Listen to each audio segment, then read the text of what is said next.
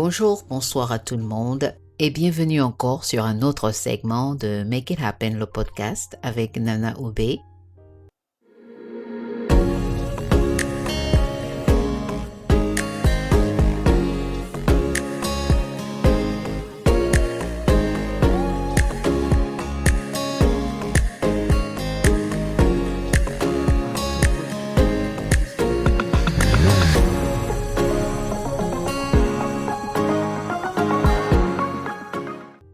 Aujourd'hui, j'aimerais parler de la disparition d'une grande actrice africaine sénégalaise, Halima Gadji, qui nous a quittés cette année en janvier 2026. C'était avec une grande surprise, un grand étonnement d'ouvrir l'année avec cette nouvelle, surtout au niveau du cinéma et de l'art. C'est vrai que la mort nous tente tous à tout moment, mais c'est quand même dommage quand on voit une jeunesse partir aussi tôt.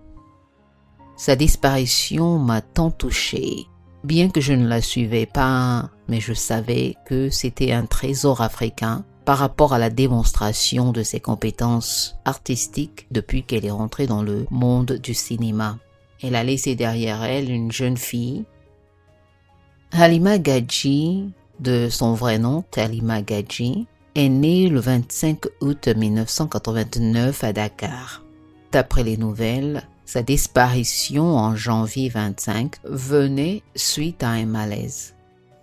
J'ai connu l'actrice derrière l'interprétation de son rôle de Marème Dial dans la série Maîtresse d'un homme marié. C'est après son départ de la série que j'ai arrêté vraiment de suivre la série en question. Toutefois, de temps en temps, j'entendais des échos d'elle ici et là, des nouveaux projets. Et quand elle a commencé à parler de ses problèmes internes, de ses démons, de ses insécurités, comme nous tous nous les avons, j'en entendais parler de temps en temps. Mais ce n'est pas quelque chose que je suivais religieusement. Alors quand ma meilleure amie poste sur son WhatsApp profil le visage de l'actrice, un soir quand j'ouvre mon WhatsApp, je me demande si peut-être c'est un nouveau film qu'elle va faire sortir, où elle est encore dans un scandale, où elle est encore dans un buzz. Je clique et je vois « Oh mon Dieu ». Alors toute chose qui commence avec « Oh mon Dieu » et le visage de quelqu'un veut toujours dire quelque chose de négatif. Tout de suite j'ai compris ce qui s'est passé et je n'arrivais pas à y croire, alors je me suis plongée sur Google.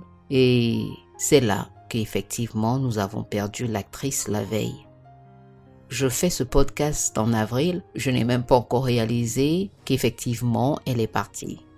Il y a des gens comme ça dans la vie, que ce soit des artistes, que ce soit des gens proches. C'est pas forcément que vous les suivez tous les jours, mais ils laissent un impact. La jeune dame était talentueuse. Si vous suivez La Maîtresse d'un homme marié, vous serez captivé par son art. Et ça, c'est rare. C'est très rare. On n'a que ce genre de talent d'une décennie à une autre. Et beaucoup d'entre nous se sont sentis coupables parce qu'on s'est dit, on n'a pas vraiment été des bons fans, ou on n'a pas vraiment écouté, et on n'a pas vraiment cherché à connaître la personne. C'est vrai, chacun de nous a son fardeau, je le dis toujours. On est tous occupés, on est tous chargés, surtout pour nous qui vivons à l'Occident, tellement de distractions, donc souvent on ne prête pas attention. Mais son départ nous a toutes permis de prendre une pause. C'était janvier, le plus souvent en janvier tout le monde ralentit un peu, on est tous dans l'anticipation de la nouvelle année, des nouveaux objectifs, des nouveaux rêves que l'on écrit. Donc, beaucoup ne s'attendent pas à quelque chose comme ça. C'est vraiment un grand coup. En anglais, on dit c'est un blow.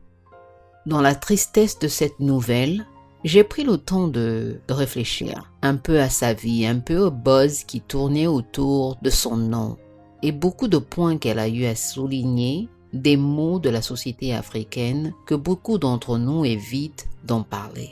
Aussi, je ne voulais pas qu'elle parte sans que je la reconnaisse, que je l'honore, que je lui dise quand même merci pour son art et du point de réflexion qu'elle a laissé derrière son départ. Alors je me suis mise sur le clavier et j'ai écrit 2 lignes sur elle que je vous présente derrière ce podcast et que vous pouvez lire sur mon site web intitulé Halima. Alors allons-y. Des histoires de femmes, des récits d'exil, des blessures silencieuses, des mots pour guérir. Écoutez Make It Happen, le podcast avec Nana Obé. La mort d'Halima nous rappelle, une fois de plus, à quel point la vie est fragile et éphémère. Je le dis souvent, mais aujourd'hui, cela résonne avec une urgence particulière. L'histoire d'Halima, peut-être négligée, fait écho à celle de beaucoup d'entre nous. Nombreux sont ceux qui, d'une manière ou d'une autre, ont traversé des épreuves similaires, grandir en Afrique, vivre des épisodes de violence, de dépression, porter des traumatismes jamais reconnus ni pris en charge. Nous vivons avec les maux de nos sociétés africaines, où certains abus, physiques, émotionnels et psychologiques, sont trop souvent tolérés ou justifiés au nom de la culture et des traditions, y compris lorsqu'ils sont infligés aux enfants. Nous ne mesurons pas toujours l'impact profond que ces violences ont sur nous à l'âge adulte. Oui, la mort d'Halima me bouleverse. Elle m'attriste profondément et m'oblige à une introspection douloureuse. Dans la solitude avec nos pensées et en vivant dans l'ombre de nos émotions, beaucoup d'entre nous avançons comme des traumatisés ambulants, des personnes en souffrance psychique silencieuse. Trop souvent, on ne cherche pas à comprendre ce qu'une femme a pu vivre, endurer ou survivre dans son enfance. Je ne connais pas les circonstances exactes de sa mort, car rien n'a été clairement précisé. Mais aujourd'hui, elle a été enterrée sans que nous ayons eu le temps de la pleurer pleinement et sincèrement. Sa disparition est une perte immense, non seulement pour l'art sénégalais, mais aussi pour l'Afrique tout entière. Aussi, je refuse de croire que sa vie passera comme si elle n'a jamais existé. Halima a existé. Sa vie compte, son histoire compte, et nous avons le devoir d'en tirer des leçons. Je pense qu'il est temps de regarder en face de ce qui doit changer dans nos sociétés africaines. Les bullying sont réels, les traumatismes sont réels, les maladies mentales sont réelles. La santé mentale est importante. Nous devons nous battre activement contre leur stigmatisation. Il est temps d'apprendre à soutenir, à accompagner et à soigner plutôt qu'à juger et à pointer du doigt. Il est temps de parler de notre santé mentale africaine. Il est temps de parler de ces abus, bastonner les enfants, brimer les enfants, regarder les enfants comme si ce sont des servants. Il est temps d'en parler. Il est temps d'en faire face. Nous avons tous été enfants, personne n'est né adulte. L'enfance est tout simplement une période, un moment d'un adulte. Nous devons considérer, respecter, honorer nos enfants, protéger nos enfants. Le mal sera toujours présent, mais on doit faire un effort de se rassurer d'élever nos enfants dans des conditions meilleures. Meilleur ne veut pas dire qu'on est riche. Meilleur veut dire que nos enfants sont en sécurité, même en sécurité de nous-mêmes, en sécurité de nos propres insécurités, en sécurité de nos propres faiblesses, en sécurité de nos propres désirs et passions que nous n'avons pas pu réaliser dans notre vie et on le transfère sur l'enfant. Il est temps de cesser de blâmer les enfants pour les erreurs que nous-mêmes nous avons commises.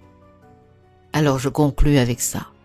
Que la mort d'Halima ne soit pas en vain, qu'elle nous pousse à agir, à engager des réformes.